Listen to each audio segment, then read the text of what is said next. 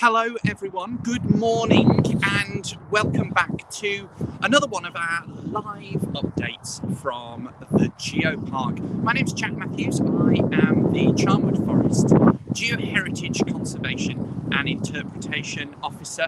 Apologies if you're getting a bit of wind through the sound here, but it's an accurate portrayal of the day. It is a beautifully sunny day here in Charnwood Forest, if a little chilly with that northerly wind, but at least the snow has gone. Today I want to tell you a little bit about what we can see from here, and indeed why I am standing on the point I am on Whitcroft's Lane, just north of Coptoke and the Alderscroft Nature Reserve, but also to just update you on a few of the things that have been happening here in the Geopark. And of course, if you're joining us live for the next few minutes, it's another one of our impromptu feedback about what's happening. You can of course ask your questions through the comments and I'll try and answer them as many as we can live, and of course if you've got any afterwards as well, do pop those into the comments there and we'll get back to you as soon as we can. So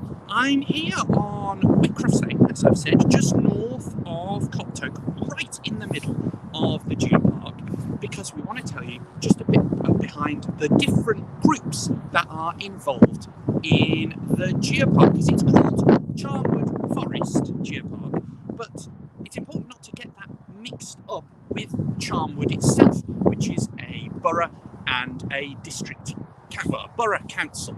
So just to explain why we're standing here is because this is the triple point where all three of the local authorities involved in the Geopark meet. So northeast of here is Charnwood Council. To the northwest is Northwest Leicestershire Council, and to the south of here is Hinckley and Bosworth, and all three of those are really important to the Charnwood Forest Geopark project. It's one of the reasons why the Charnwood Forest Regional Park has existed for so long, because it's recognised that Charnwood Forest of about 150 square kilometres has unique challenges and opportunities with its conservation and its interpretation, education and its story. It needs looking after, but of course it crosses across those three different planning authorities and of course the planning powers of Leicestershire County Council. So all of those four council players have been working together through the regional park for some years, alongside many other welcome partners such as the Wildlife Trust, the NFU, Severn Trent, the Trent Rivers Trust and many others, all working together to make sure this area is looked after. But I wanted to stand on this point because it's the point where all of our councils meet. Now, just what can we see from this lovely viewpoint? We're looking north is roughly this direction, so we're looking slightly northeast. In the background over my right shoulder you might be able to see a white coloured farm building, and if you look directly behind that, just slightly to the right, you can see a small hill. That's Beacon Hill there, which we joined you from last week live. And if you want to know more about Beacon Hill and why those lovely rocks are there, go and watch our video on Facebook, and there you can find out about why Beacon Hill's so important. A lovely spot run by the County Council, and of course you can visit there, have a lovely wander around and take in the amazing scenery of Leicestershire.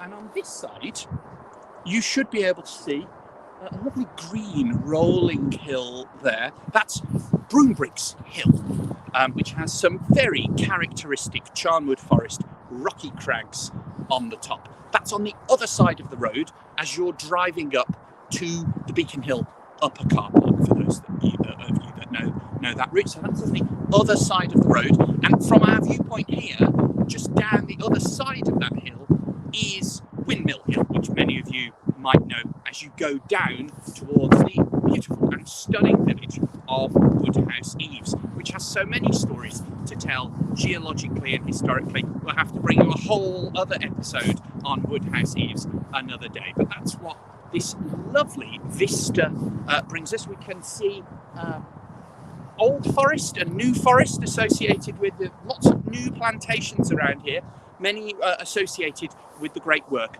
of the National Forest Company as well. So that's a bit of an update of some of the lovely things you can see from this one of just many beautiful vistas within the Charnwood Forest Geopark.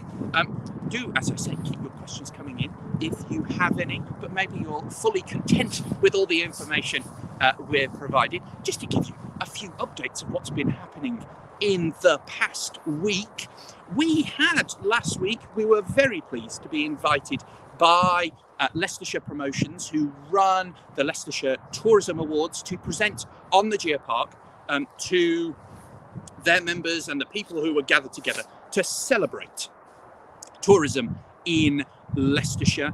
So we gave a little update on the Geopark and talked about the potential for sustainable tourism within Charnwood Forest, making sure that we're bringing investment into the local communities, but doing it in a way that does not put a beautiful natural and cultural heritage at risk. And congratulations to all of the people, organisations within Charnwood Forest that won awards. It was quite the haul for Charnwood Forest region in the Leicestershire Tourism Awards. There are so many, there's too many to mention. The haul was so great for what is less than 10% of the area of the county of Leicestershire. But all of those who won in their areas will go on to the national awards representing Leicestershire now. So that's a great update. Apologies on the sound, we're about to be crossed by a car. This is a lovely country lane after all. So congratulations to all the Charnwood Forest winners within Charnwood Forest Geopark. That was very exciting to see, and thank you to all the tourism operators who engaged with us in our after our talk. It's wonderful, and if anyone is interested in the work we're going to be doing through the Geopark on working with local businesses and what have you, please do not hesitate to get in touch. There was one other thing I was going to update you on and I've forgotten, so I'm going to go to a question. We have a question. We're gonna see how the technology works again here. Let's see if we can get this question up on the screen. There we go.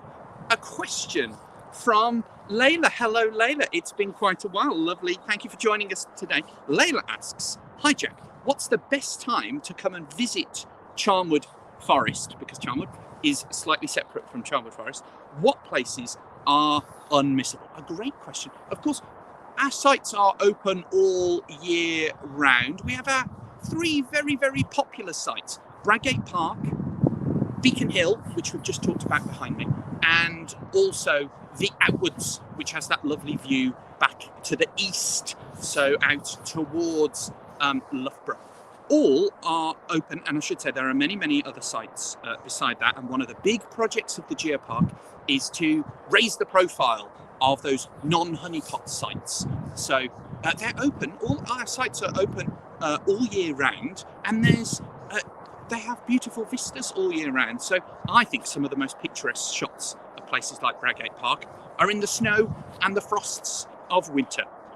And I think you only fully understand the beauty of these sites if you visit them in all seasons. So what I'm saying is, if you love a good landscape, then I think you have to visit here in at least spring, summer, autumn, and winter, because there's something to tell in all of those 4 seasons. But do come and have a look. Of course, it does get quite busy. It's one of our honeypot problems is it can get very busy on a bank holiday or what have you, but we're working with landowners to support them through that and make sure we diversify the offer in Charnwood Forest. So for example, you might like to take in Morley Quarry, just south of Shepshed, the village of Shepshed, a beautiful little site, an old historic quarry which has some of the oldest rocks in Charnwood Forest Geopark, and a little bit of Triassic sandstone as well. So a beautiful conformity. I went to leave all because at some point we want to do one of these from Morley So thank you for Layla, and we look forward to your visit. I should say to anyone joining us, Layla is of course a paleontologist in her own right, and a science communication professional, and we'd love you to join us sometime in Charnwood Forest, not only to tell the wonderful stories of the fossils that can be found here, but many of the other geological and natural treasures as well. Do come and visit us, Layla, and thank you for your question here today. I still haven't remembered what the other thing I was going to tell you is, but that is the joys of joining you live. So thank you to all who've joined us. I think we'll leave you there to get on with your day and your lunch.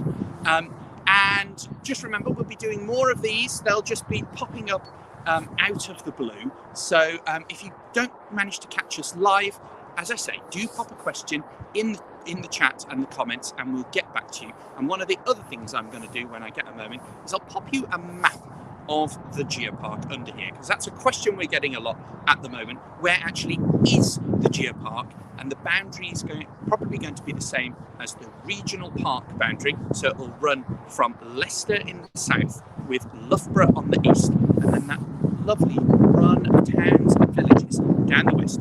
Colville, Thringstone, Whitcroft, what have you, lovely coal mining villages. That's going to be our western boundary. So, and as ever, if you have any questions, do let us know. Thank you once more for joining us, and we'll join you again live soon, maybe in a week or two, from another little pop-up site. And who knows what wonderful geological story we'll be telling here from Charnwood Forest in the heart of Leicestershire.